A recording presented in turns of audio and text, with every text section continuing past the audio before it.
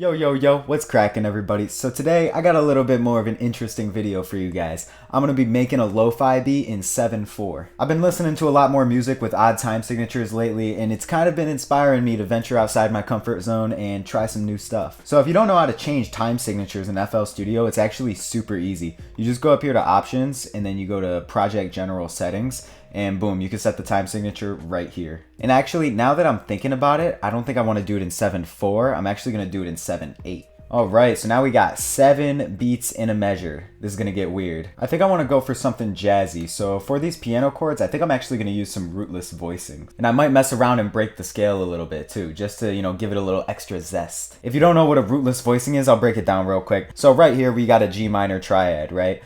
We pop a F on there and boom, now it's a G minor 7. Now let's say we want to extend the chord a little bit further by throwing an A in there. This A and this G are going to clash pretty horribly, especially if we were to use an A flat. This makes a minor ninth, which is like one of the most dissonant intervals. So what we could do to get around that is we just take out the root of the chord. So now it kind of just looks like we got a B flat major 7 chord in here, but really we're going to put a G in the bass rather than in the piano, so that way it does sound like a full G9 chord. Alright, so I got the chord progression all laid out. It's just going from 1 to the flat 7 down to 6 and then just 2, 5 back to 1.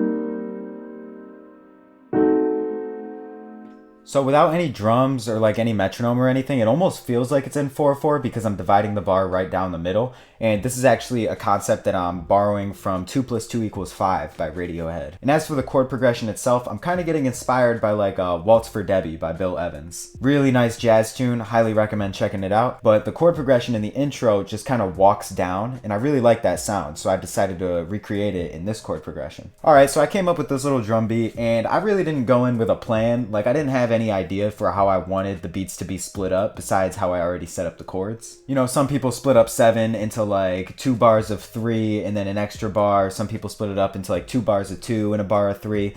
I didn't really have any of that in mind. I just kind of did whatever my ears thought sounded good. So it mostly sounds like 3 bars of 4 with an extra little beat thrown in there at the end that sounds a little out of place, but in like a cool way.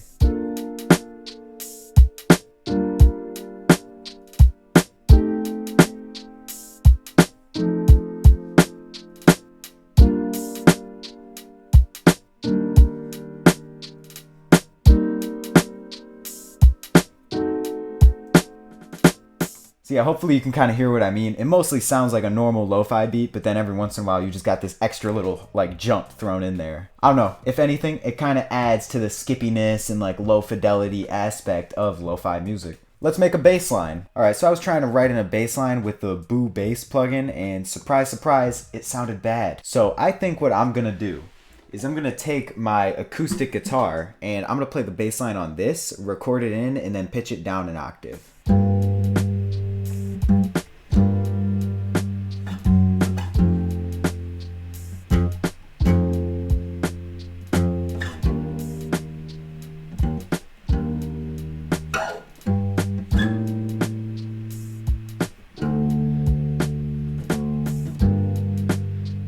Alright, so it took me like forever to record in this bass line, and I was trying to just get like an 8-bar loop, but I kept messing it up. So I just decided, fuck it, I'm just gonna play the beat for like a super long time, and I'm just gonna kind of jam out over it. I made sure to always resolve on the root note whenever the chords changed, but I threw in like random chromaticism, like a bunch of different hits at different places throughout this entire pattern. And the whole bass line is far from perfect. The only effects I put on it were a low pass filter and a bit of compression. Other than that though, I didn't go through and chop up any of this. I didn't align any of it to the beat.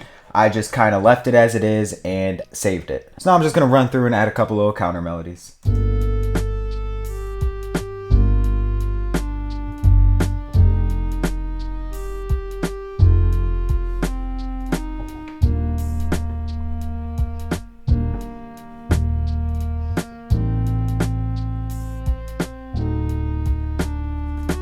Alright, so it took me a ridiculously long time to record this stuff in, but I got these guitar chords and I played them on my electric guitar unplugged, and I picked it up using my microphone, and it made it so that way it kind of sounds like a harp almost. Then I have this little acoustic guitar melody where I kind of just jammed out for 16 bars. I mean, like, there's kind of a basic structure to the melody, but for the most part it's all improv. The guitar chords I chopped up and aligned so that way, they fit the tempo nicely, because I had to record all of them individually, but the guitar melody is just pure freestyle. Like, I didn't really alter it at all. I threw some effects on there, but that's about it.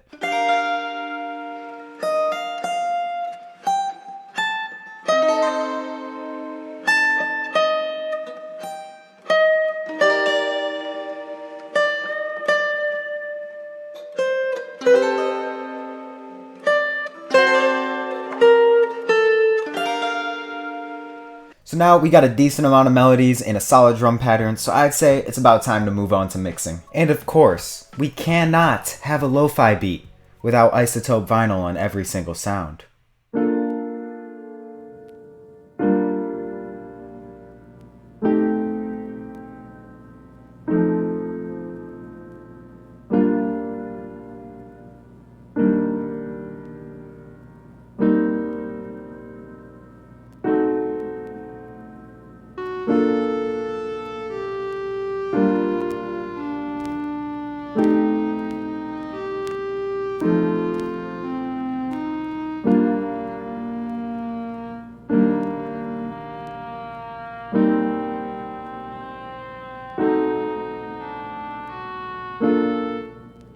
Okay, so now that the mixing stage, aka putting isotope vinyl on every melody, is over, we can move on to arranging. So I'm going to throw in a couple textures, automate a couple effects, do my thing, and hopefully by the end of this I got a complete lo-fi beat for you guys.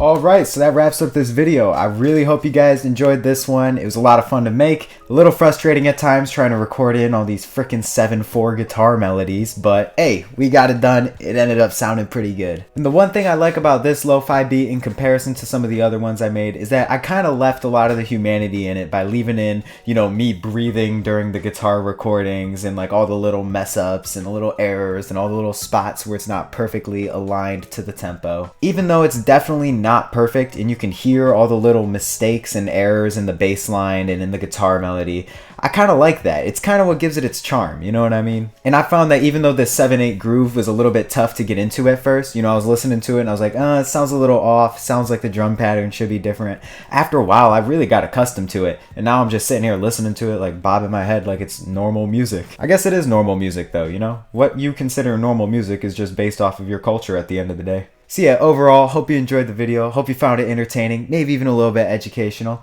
Leave a like if you would like, and I will catch you next time, fool.